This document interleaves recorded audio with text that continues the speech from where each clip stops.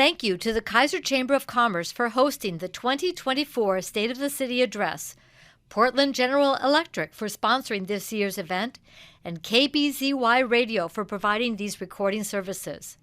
It is my pleasure to bring you this year's State of the City Address for the City of Kaiser, where pride, spirit, and volunteerism is more than a motto, it's our way of life. I would first like to introduce our Kaiser City Council, the team of dedicated and hard-working volunteers whom you have elected to serve with me. Councilors Laura Reed, Robert Hussman, Dan Kohler, Kyle Duran, Sarita Cross, and Council President Shani Starr. I would also like to introduce our skilled professional executive leadership team who oversees and directs the work of the City of Kaiser. City Manager Adam Brown, City Attorney Joe Lindsay, Police Chief Andrew Copeland, Assistant City Manager and Finance Director Tim Wood, Human Resources Director Michelle DePina, Planning Director Shane Witham, Public Works Director Bill Lawyer, and City Recorder Melissa Bissett. We have said thank you and happy retirement to 4 esteemed and beloved long-term leaders and professionals: City Attorney Shannon Johnson, Chief of Police John Teague, City Recorder Tracy Davis, and Deputy City Recorder Debbie Lockhart. All these people made a highly significant contribution to the city and people of Kaiser, and we are so thankful for their service. We wish them well in retirement. Of note, with the changes to the council and the executive leadership team, our city council and our ELT are now both majority Gen X. I would also like to highlight our law enforcement recruitments. While other cities are struggling, we have been successful in being an employer of choice, and even more telling is the number of our officers who have come up through our cadet and reserve programs, and their resumes are very impressive. I am encouraged to see that generational transition is occurring, as it should. Among my priorities over the last 9 years has been to prepare our city for this generational transition, putting systems and procedures in place and in writing to help evolve things to a sustained model of funding and personnel so our next generation of leaders has the history, information, and systems in place to keep Kaiser moving forward. Volunteers and grants are the meat and potatoes of startups. And to get the best value for Kaiser, it is our job to ensure these investments become sustained, evolve as needed, and continue to produce for our community long term. Kaiser has grown up, established more and more sustainable processes and systems, so continuity is not based on one person or one group, but on the collective experience, wisdom, and processes that we know will be there tomorrow, even when some of us move to retirement. Equipping our staff with modern technology and tools continues to be a priority as well. Due to costs, some tools are long overdue, but with clear direction from council and staff leadership, decreased cost as technology has evolved, seeking partnerships, and using ARPA, grant, and other funding as much as possible, we have persisted, and these tools are either online or coming online soon. These include website updates. Great job to our in-house team that was able to make significant changes and ease of operability to our city website. I hope that you have been able to go to kaiser.org and see the results of their work. Also, the mobile app that is much easier to use now on our mobile devices. Codification of Kaiser's ordinances, also known as download Shannon Johnson's institutional memory. Very few cities are not codified, and this has been a long time coming. This will make our ordinances much more searchable and organized for today and the future. An agenda management system. This went live in September of 2023 with improved access to agenda and materials, much more efficient use of staff time, and our goal, of course, is more transparency and access to materials for everyone in the community. Human Resources Information System. Anybody who's been listening to our budget meetings over the last few years knows that this has been a priority. and third time appears to be the charm to get this done. Our staff tried to use our existing systems to save money and use what we already had, but that system was not as interoperable or as responsive as necessary. An RFP process last year, request for proposal, failed to yield a contract, but this year's process looks to be moving toward a contract and a system that will finally get this much-needed technology in place. Our huge human resources staff of 2 has been navigating the world of COVID, pay equity, class and compensation, retire, rehire, Family Medical Leave Act, Oregon Family Medical Leave Act, Paid Leave Oregon, all while conducting recruitments, handling daily human resources need, negotiating health insurance and other benefits packages, and organizing health and wellness activities for staff. That is a huge lift. A big thank you to Michelle and Kristen for their professionalism and dedication that is beyond extraordinary. Also coming are camera systems that we have long needed for safety and security. Because of the work of our police staff, we are looking at 3 different systems that will come together. We started off with discussions around body cams for our police officers and cameras in our parks. We have now added license plate reader systems to this package, and these 3 systems will allow for increased safety and security for the people in our community, as well as equip our Kaiser police officers with tools they need for investigation and for prevention. These systems are particularly important as we are faced with increased issues of gang activity, drug trafficking, fentanyl being the latest with increased deaths, human trafficking, and sex trafficking, most of which originates outside our area but significantly impacts Kaiser. Violence and vandalism has led to community demand for several years for cameras in our parks, and our police have asked for these tools to help them with prevention as well as investigation and prosecution. The current scope of costs includes the servers, data management, sharing information with partner agencies in Salem and Marion County, and 5 years of maintenance for the systems.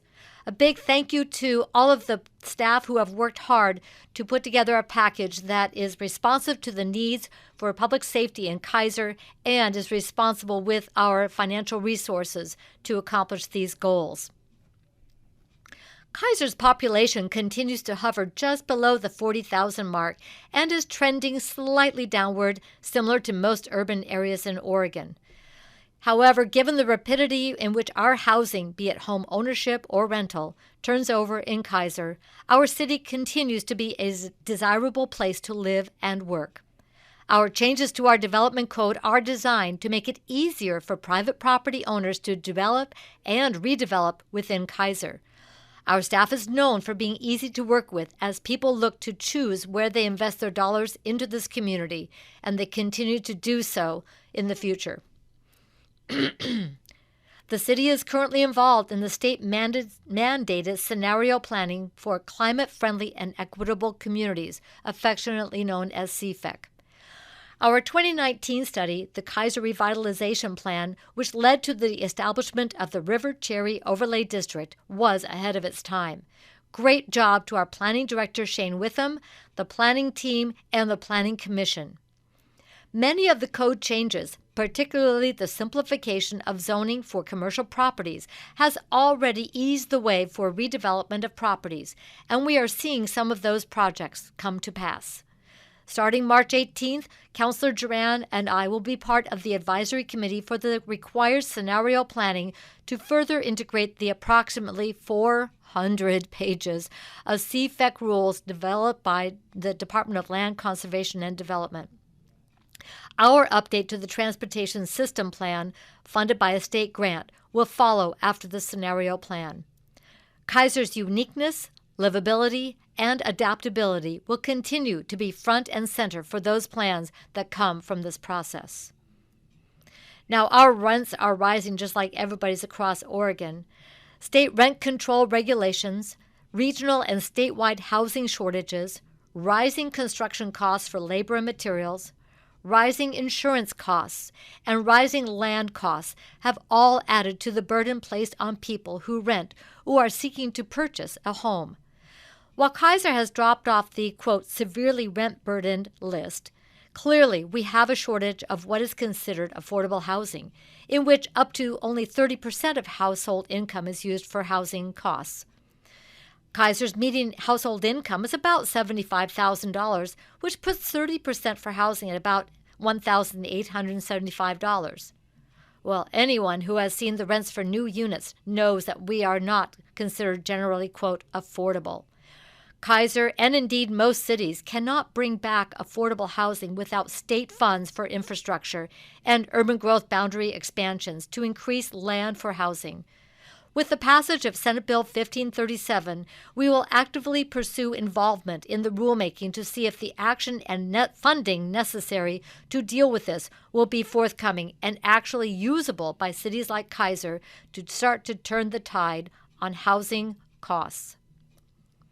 To recap some of 2023, I'd like to highlight a particular special program and event that originated in Kaiser in the Gubser neighborhood about 40 years ago.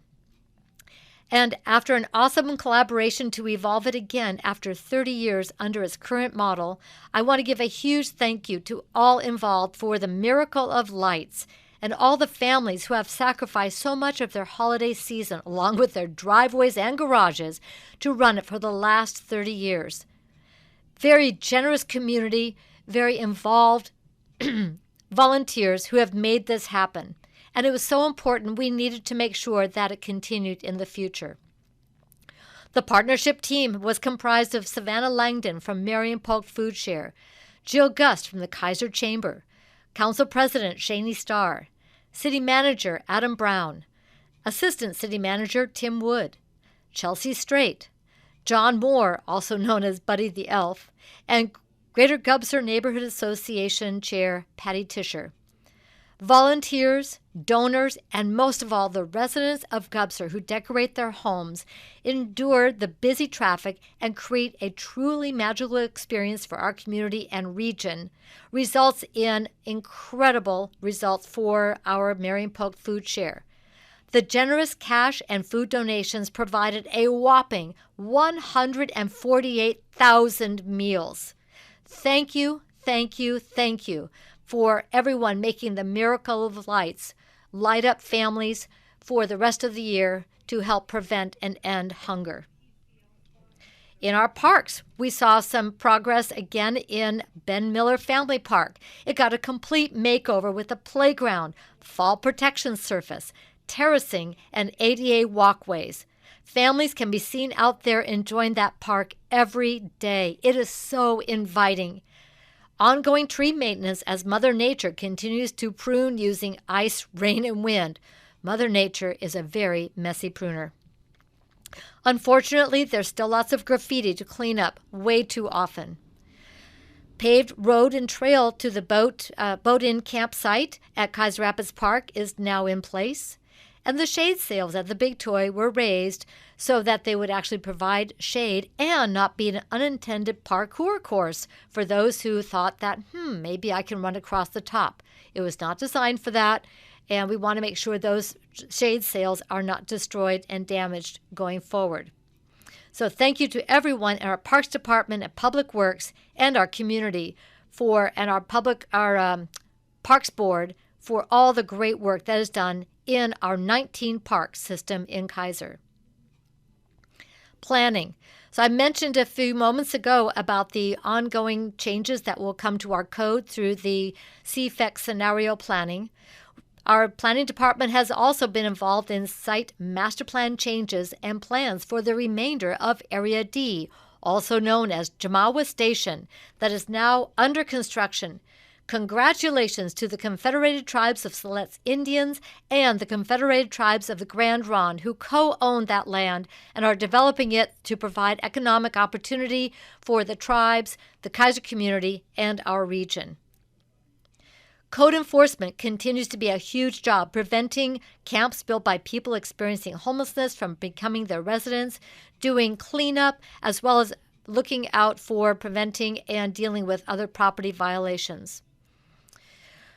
I would like to point out that with appropriate levels of state and federal investments, now over $15 million into our two-county continuum of care that's known as the Mid-Willamette Valley Homeless Alliance, we have more humane, safe, and sanitary shelter and housing options, along with appropriate and individualized services for people to get the help they need and leave homelessness.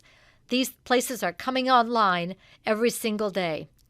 County investments in the Navigation Center and in transitional housing such as Soaring Heights, along with behavioral health and housing authority services, are essential for our region to collaborate effectively to properly care for people. As our police, code enforcement, and community now have more options for yes, as we enforce the no of trying to subsist in subhuman conditions, the Kaiser community is leaning into helping people live in a dignified, humane, and appropriate place, not in conditions that we do not consider appropriate or humane in our community. Also, our building department has been busy issuing permits. About $40 million worth of construction permits were issued in Kaiser in 2023. Let's go now to Public Works. There have been projects all over town. Of course, we all know that every year we have paving projects that are done to keep our roadways in a state of good repair. We do assessment for pavement condition, and those projects are then put in place, and we are contract with Marion County to do the paving each year. We also made some traffic safety improvements. We have flashing speed signs and a crossing table in West Kaiser on Cummings Lane by Cummings Elementary School. We are very excited to have these in place, and thank you to the West Kaiser Neighborhood Association, our Traffic Safety Bikeways Committee, and our Public Works staff for getting this project designed and done. The flashing speed signs for Alder are now on order and will be installed upon arrival. Again, Traffic Safety Bike Ped, the Southeast Kaiser Neighborhood Association, and our Public Works all work together to get this project planned and ready for construction or installation. Also like to point out, water line replacements are still occurring in accordance with our Water Master Plan. Keeping our water infrastructure in a state of good repair saves everyone money and prevents massive water waste. Let's go now to our police. I did mention that Chief Copeland was sworn in last fall, and in addition to new retirements, new cadets, new reserves, and new officers, we also have a new canine. Her name is Coda. Coda's role is different than our other canine officers. She is being trained through the Joys of Living Assistance Dogs JLAD program to be a comfort canine. She's able to recognize the cues of stress, trauma, and PTSD, and is being trained to respond to reduce or break the emotional cycle of stress, both for our officers and for people in our community that our police are working with. Thank you to Council President Shaney Starr and Chief Copeland, as well as the handler, Lieutenant Nelson, for making CODA available for people in our community. Looking to our administration, a year ago, we initiated a strategic planning process to engage with the council and community and then work as a staff team to identify objectives with a 5-year look, typical when there is new management. It is still in progress. We have recognized this as an opportunity to update our projects and our programs with a fresh look in this post-COVID culture and economy. Engaging with a large number of residents of today who are either not here or were children or youth when the last strategic plan was done in 2002, the Kaiser Compass envisioning for our comprehensive plan was done in 2009, or the community survey was done pre-COVID. In addition, there has been investment in staff development, training for all, not just executive leadership team, investing in the professional development and opportunities to prepare for advancement for all of our staff members. Breaking down departmental silos is not only good for better teamwork, but builds flexibility, collaboration, and resilience in the staff, since we have a very lean staffing model. In our Civic Center, where we have so many events happening every single day, we've recognized that it has always been an event center, a place for people to gather. Many community centers are those where they actually offer programming, but the City of Kaiser created this space for the community to decide how the space would be used. With the reopening after COVID and hiring manager Lily Vaughn, it has been a chance to do a thorough review of the use, operations, and costs to make sure they are commensurate with community need, quality service, and covering costs to maintain.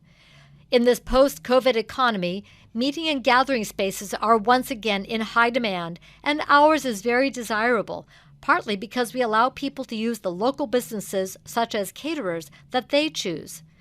Kaiser has no other sizable publicly available indoor spaces for events. And even better is the collaboration between all the event venues to work to find the right fit for each client. People know they can come to Kaiser for a wonderful event because we made room for you all.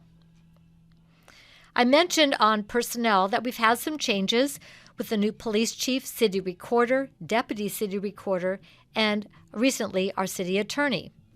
At the end of this year, our human resources director, Michelle DePina, will also retire. We are starting the process to hire her successor. We have been very lucky to have someone with Michelle's extraordinary skills, particularly during these last 4 years of relentless changes. The City Council is considering adoption of next steps on the state extension of the Retire Rehire program. This program has allowed the city to pay down the PERS unfunded accrued liability, as well as take more time in the recruitment of successors to ensure a good fit for both the employee and the city in yet another phase of generational transition. Finally, in 2023, the City of Kaiser began a process to establish a sister city relationship with EO Japan. Last August, Mayor and Mrs. Takechi, staff, and students from EO came to Kaiser and Salem. The East Salem Rotary has long been doing these exchange programs and approached Kaiser about the possibility of starting the talks for a sister city relationship with the city of EO. Kaiser and EO have much in common, particularly our being in high-value agricultural regions and the need to prepare students for the next generation of jobs and industries. This year, students will be here again in mid-August, and the city is currently working on next steps toward a sister city agreement for cultural, economic, and educational collaboration. So summing up year one of our 2-year City Council adopted short-term goals, we did a work session recently to talk through them and make mid-biennium adjustments. I would encourage anyone who would like to listen to that work session to do so and go to kaisertv.com and look for the work session on the short-term goals. Among the goals we discussed were the UGB discussion and next steps. I just want to point out that meetings have already been occurring to understand the costs and options. Procurement policies and procedures needs a very thorough update, and our first meeting will come to a work session for City Council at the end of April. Citywide camera systems, the specifications and procurement in process, as I mentioned earlier. Artificial turf project at the Kaiser Rapids Park. The official groundbreaking will be on March 21st, but as anybody down there can see, dirt is already moving. Codification of our ordinances, which is nearing completion. The implementation of the agenda management system is done. Human Resources Information System, we hope will be accomplished here very shortly.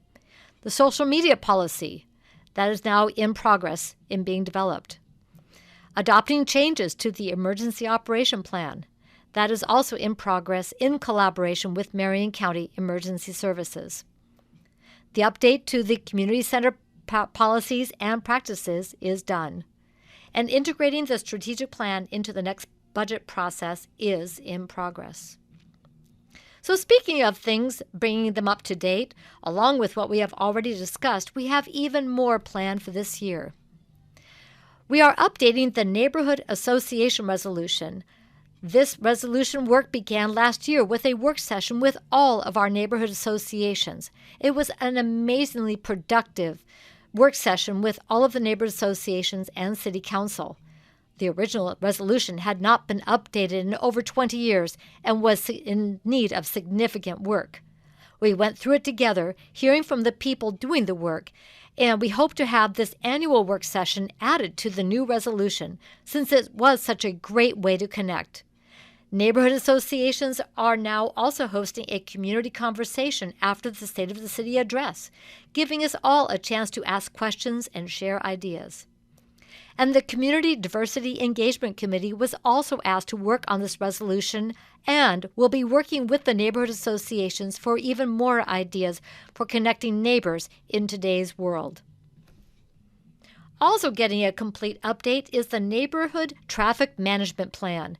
This dates from 1999, and quite frankly, I didn't even know it existed, and I do transportation policy for the city. Great work by Tammy Saldivar and the Traffic Safety Bike Ped Committee with support from Mike Griffin and Shannon Johnson. They have helped with ongoing work to define the role and responsibility of Traffic Safety Bike Ped Committee. This will become the way people can bring concerns to the city and a process to vet those concerns. Right now, concerns are sent to staff and may have to wait for available time to review and develop solutions and options. This new plan will provide an easy way for residents to get an idea or concern on file, discussed by the entire committee and staff, and tracked for next steps as needed. Online forms will make this even easier to report, track, and determine the course of action. I want to thank Melissa Bissett, our city recorder, for helping develop these online processes. Finally, as mentioned a few moments ago, the Emergency Operation Plan, which was adopted in 2008, is going through a thorough update, an improvement of coordination with Marion County, an update to Kaiser's Community Emergency Response Team, or CERT, and we'll apply for a grant from Marion County to do an even more thorough update to this plan. Watch for this updated plan to come to Kaiser very soon.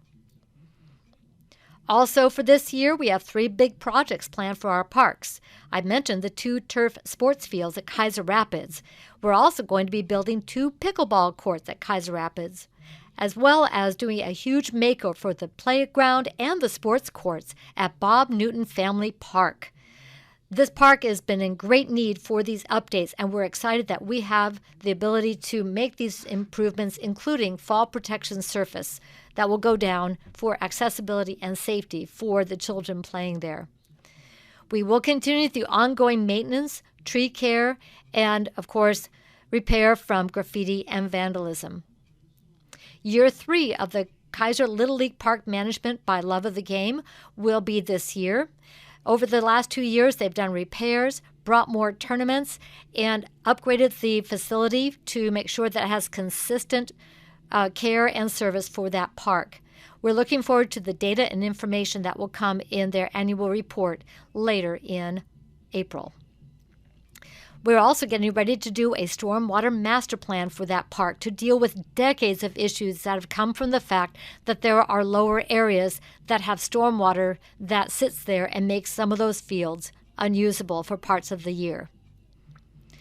This will also be year 3 for Kaiser Fest to be at Kaiser Rapids Park, and the city staff and chamber leadership are working together to look at options for a permanent home for Kaiser Fest.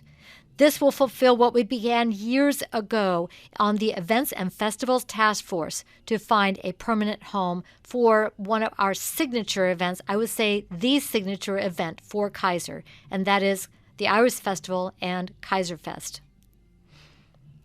Looking at the ARPA fund projects coming up this year, we have the Turf Field Project, as I mentioned, which includes a generous grant of $2 million from Marion County.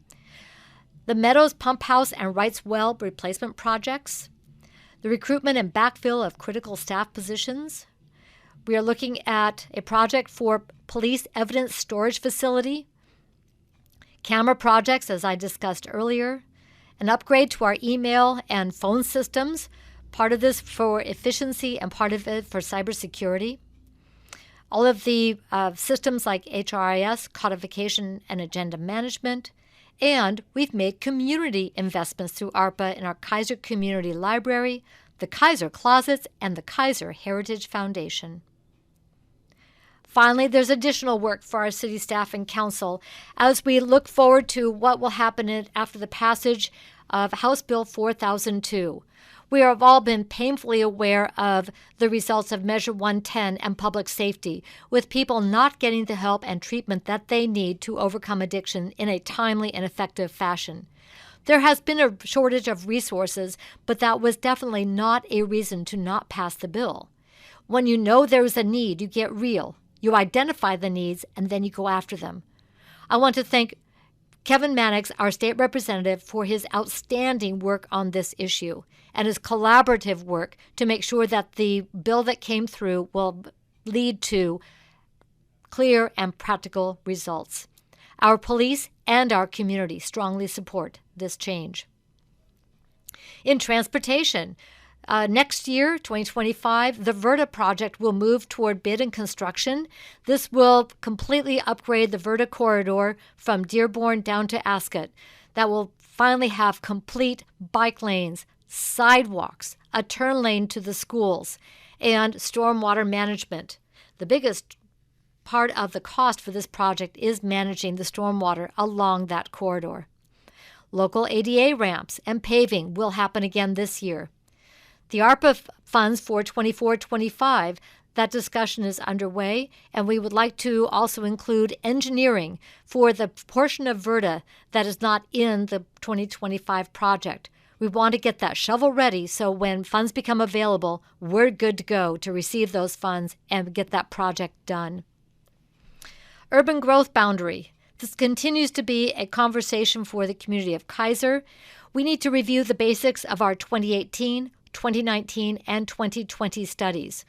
We need to revisit the housing needs analysis that is still not yet adopted because Kaiser does not have a way to create on our own a housing production strategy. We need to review the community feedback, which is completely split between don't grow at all to separate from Salem and get a 20-year land supply. We need to really have a well-informed conversation with the entire community with the real costs, the real benefits, and the real changes that this will lead to Kaiser. Among the possible, and we need to update the possible millions of dollars of costs that will include utilities, transportation, parks, and public safety. Staff discussions are already underway.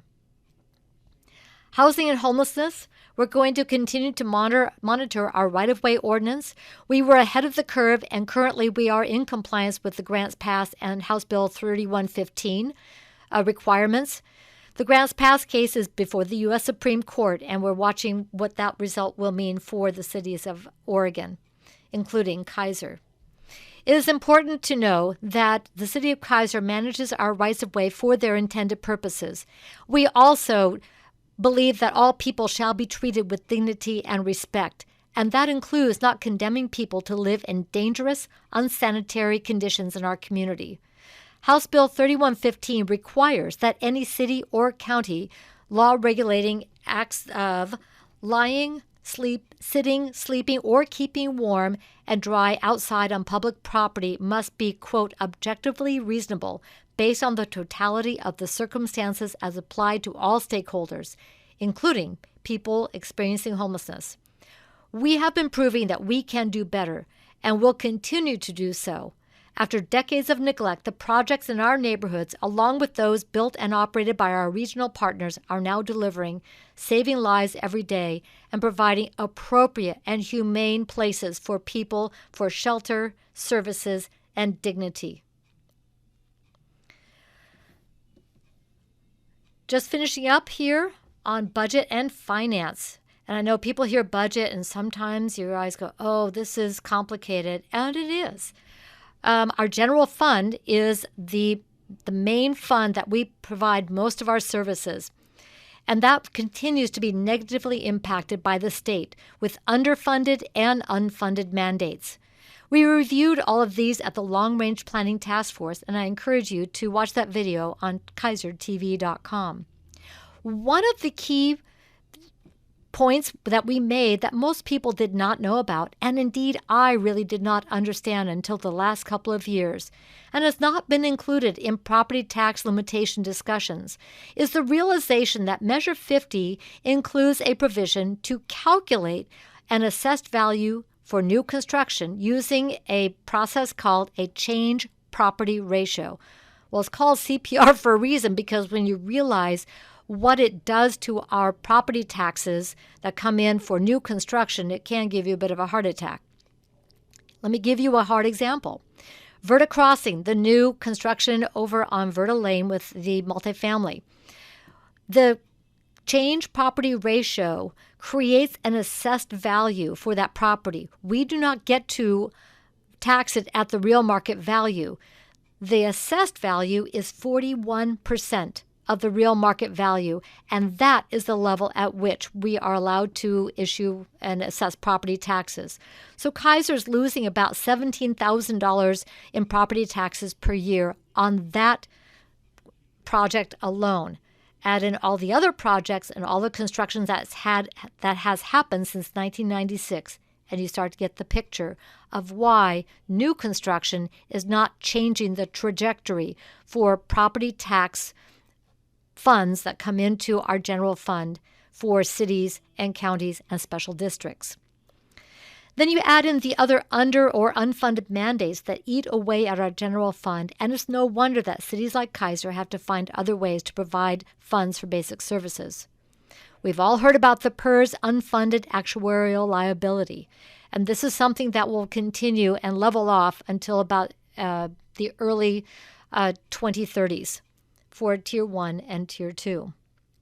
On top of that, if PERS does not invest to get to the 8% guaranteed benefit return on investment, that deficit also falls to cities and counties and special districts to make up the difference. Last year, PERS investments didn't even come close, and we will be paying that out of our general fund. 911 services. Very, very valuable, and there's no question we need to be paying for those. Many, many years ago, the notion was that a tax put on our phones would pay for those services. That stopped paying for it a long time ago. The balance of it comes out of our general fund. In addition, several years ago, the state began sweeping the little bit of interest that we would have received from those funds that are collected on our behalf, and they go to the State Office of Emergency Management rather than take it from the state general fund. Every little bit counts, especially in a city like Kaiser, where we make every dollar count. Measure 110. The state took the cost of that measure out of the city allocation, not the state allocation. Kaiser lost about $110,000 of what would have been coming to us and paid for a police position.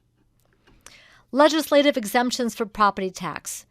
Year over year, the legislature gets the idea that they would be generous and kind to give property tax exemptions to different populations. And I do not doubt their sincerity and their generosity. The problem is their generosity does not come from the state general fund, it comes from ours. And we still need to find funds to provide services to everyone in our community. So with all of that, this is part of the reason that our general fund, the property tax portion, continues to be way behind, especially keeping up with inflation in these last couple of years. That said, the budget committee, the city staff, finance, everybody works hard to make sure every single dollar gets the best value for the people of Kaiser and is very responsibly and transparently used and accounted for. Finally, on code enforcement, we want to restart the discussion that was brought up in the Long Range Planning Task Force in January of 2020, talking about the needs for code enforcement and the benefit for multifamily development. In other cities, there are specialists for code enforcement for multifamily, and restarting that conversation on what that could look like and benefit our community, our property managers, and the residents would be a great conversation to have.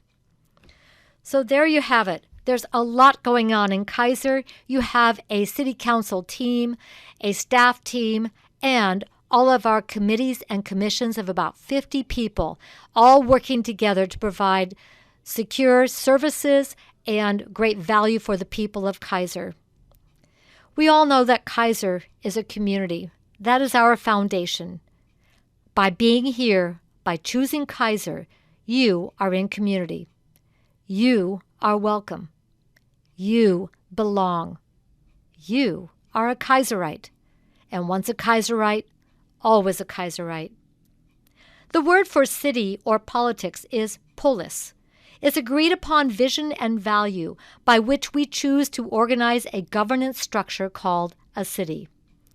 In 1982, voters chose to establish this polis called Kaiser. And here we are, 41 years later, and the voters, residents, property owners and business owners, employees, all make up this community called Kaiser. All of us, together. Kaiser is practical, relational, and we show up. Kaiser is a respected and recognized leader in the Mid-Willamette Valley, as well we should be. Hashtag Kaiser shows up and hashtag Pride, Spirit, and Volunteerism is all over social media. It is true that we have our work cut out for us, and I have complete confidence that we will continue to show up and get it done. Thank you so much.